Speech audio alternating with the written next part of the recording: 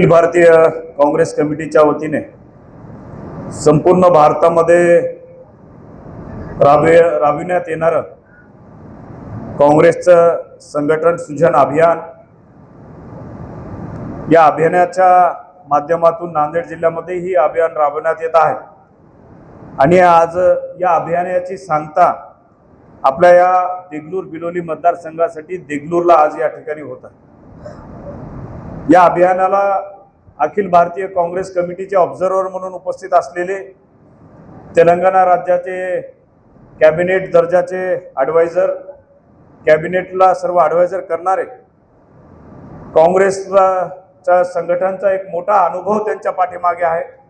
म्हणजे त्यांचं वय जरी 60 वर्ष असलं तर गेली तब्बल 40 वर्ष ते काँग्रेसच्या संघटनेमध्ये कार्यशील असलेले अशा आपल्या सर्वांचे मार्गदर्शक हरकला वेणुगोपालजी, महाराष्ट्र प्रदेश काँग्रेस कमिटीचे ऑब्झर्वर माननीय निलंगेकर साहेब, नांदेड जिल्हा काँग्रेस कमिटीचे अध्यक्ष माननीय हनुमंतरावजी पाटील बेटमुगरेकर, व्यासपीठावर उपस्थित असलेले एकनाथरावजी मोरे साहेब, व्यासपीठावर उपस्थित असलेले ॲडव्होकेट मोहसिन अली, आपल्या देगलूर बिलोली विधानसभा मतदारसंघाचे विधानसभेचे काँग्रेसचे उमेदवार निवृत्तीजी कांबळे, व्यासपीठावर उपस्थित असलेले केदार पाटील साळुंके, आपल्या देगलूर शहराचे शहराध्यक्ष मोगलाजी अण्णा शिरसटवार, या ठिकाणी व्यासपीठावर उपस्थित असलेले आपल्या सर्वांचे मार्गदर्शक रामदास पाटील सुमठाणकर, बिलोलीचे तालुका अध्यक्ष माननीय शिवाजी पाटील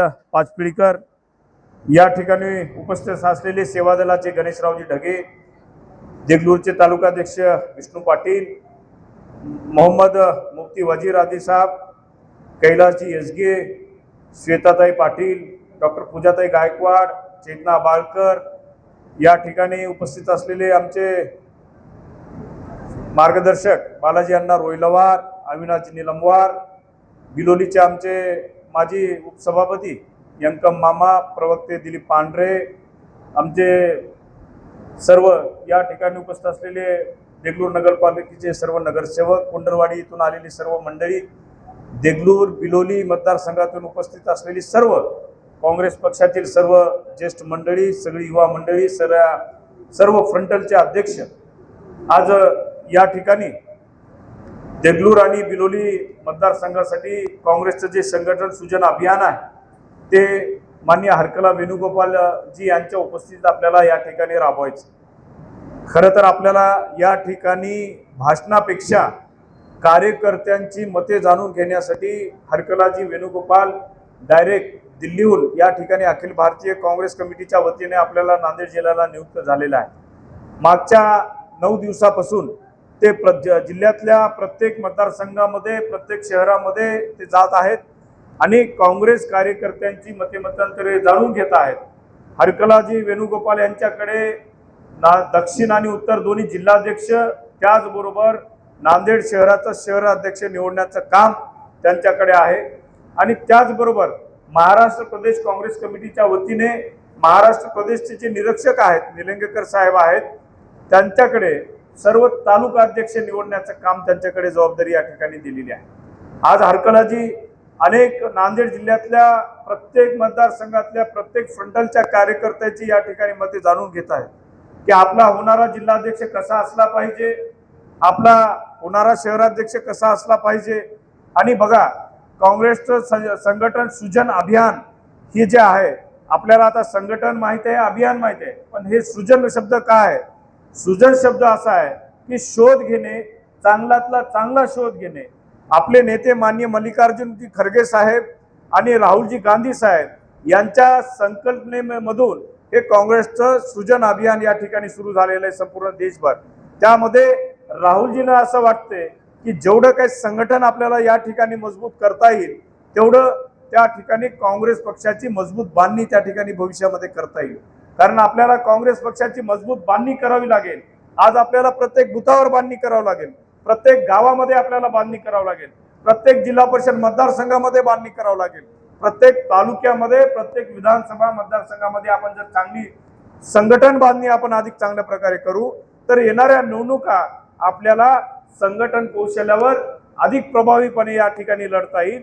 आणि याचाच एक भाग म्हणून काँग्रेसचं संघटन सूचना अभियान या ठिकाणी सुरू झालेलं आहे. खरं तर आमची मते या ठिकाणी जाणून घेण्यापेक्षा कार्यकर्त्यांच्या मनात काय आहे, कार्यकर्त्यांची मते जाणून घेण्यासाठी माननीय राहुलजी गांधी यांनी हे अभियान सुरू केलेलं आहे.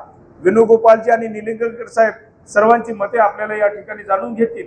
मी आपल्याला या ठिकाणी अधिक वेळ घालणार नाही, पण या ठिकाणी देशामध्ये आपल्याला काँग्रेसला पुढे घेऊन जायचं असेल तर त्याला संघटन मजबूती आपण तेवढीच आवश्यक आहे. काल परवा आम्ही भारत सरकारने लोकसभेचं विशेष अधिवेशन त्या ठिकाणी उपस्थित केलं होतं. 3 दिवसाचं अधिवेशन झालं. त्यामध्ये महिला विधेयकासोबत परिसीमन बिल त्या ठिकाणी ठेवलेलं आहे. म्हणजे त्यांना वाटतं की बा नवीन मतदारसंघ निर्मिती केली पाहिजे, मतदारसंघाची फोड केली पाहिजे. पण काँग्रेसची भूमिका महिला विधेयकाच्या विरोधात कधीच नव्हती. काँग्रेसनं हमेशा महिला विधेयकाचं समर्थनच केलेलं आहे. काँग्रेसचे नेते माननीय राजीवजी गांधी यांनी सगळ्यात पहिलं महिला विधेयक मंजूर करून 33% आरक्षण सगळ्या पंचायत समिती, जिल्हा परिषद आणि ग्रामपंचायतला दिलेलं आहे.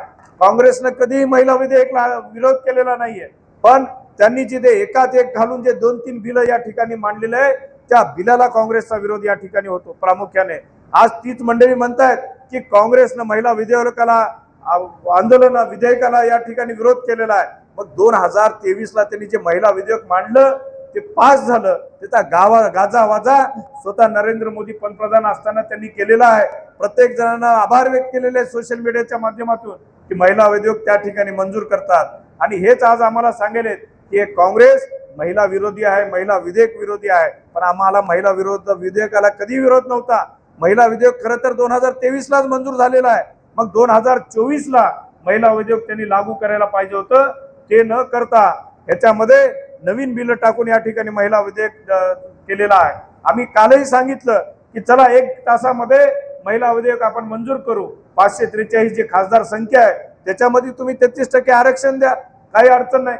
पण त्यांना परिसीमन करायचंय, डिमिलिटेशन करायचंय, सगळ्या मतदारसंघाची त्यांच्या सोयीप्रमाणे तोडफोड करायचंय. त्यांना सोयीचे मतदारसंघ कसे असतील त्याप्रमाणे मतदारसंघाची तोडफोड करायची आहे. माननीय आमचे नेते राहुलजी गांधी उपस्थित केलं सभागृहामध्ये. तुम्ही मतदारसंघाची तोडफोड करणार आहात, मग त्या ठिकाणी ओबीसी बांधवांना किती टक्के आरक्षण देणार, एससी साठी किती टक्के आरक्षण देणार, आदिवासी बहुल भाग आहे तिथं तुम्ही किती टक्के आरक्षण देणार, ते उत्तर सरकारला त्या ठिकाणी देता आलं नाही. त्या गोष्टीला आमचा विरोध होता. त्यामुळं जे चुकीचं नॅरेटिव्ह, जे चुकीचा संदेश सत्ताधारी पक्षाच्या वतीने या ठिकाणी पसरवण्याचा प्रयत्न होत आहे. मला आपल्याला एवढंच सांगायचं आहे की काँग्रेस या ठिकाणी हरकलाजी, कांग्रेस जे देगलूर बिलोली जो मतदारसंघ है, जो कॉन्स्टिट्यूंसी है, एक कांग्रेस का गढ़ माना जाता है.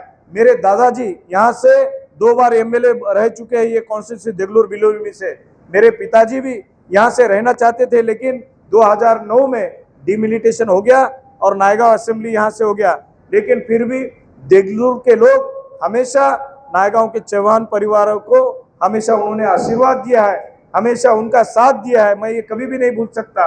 तो मैं इतना ही कहना चाहता हूँ कि आने वाले दिनों में देगलूर और बिलोली की जो कांग्रेस है, जो मजबूत घड़ी यहाँ बिठानी है, और मजबूत घड़ी बिठा के मुझे यकीन है ये जो कार्यकर्ता और गए कांग्रेस के पीछे डटकर यहाँ कार्यकर्ता पीछे खड़े रहेंगे और आने वाले दिनों में यहाँ कांग्रेस एक अच्छी ताकत बढ़कर उभरी रहेगी.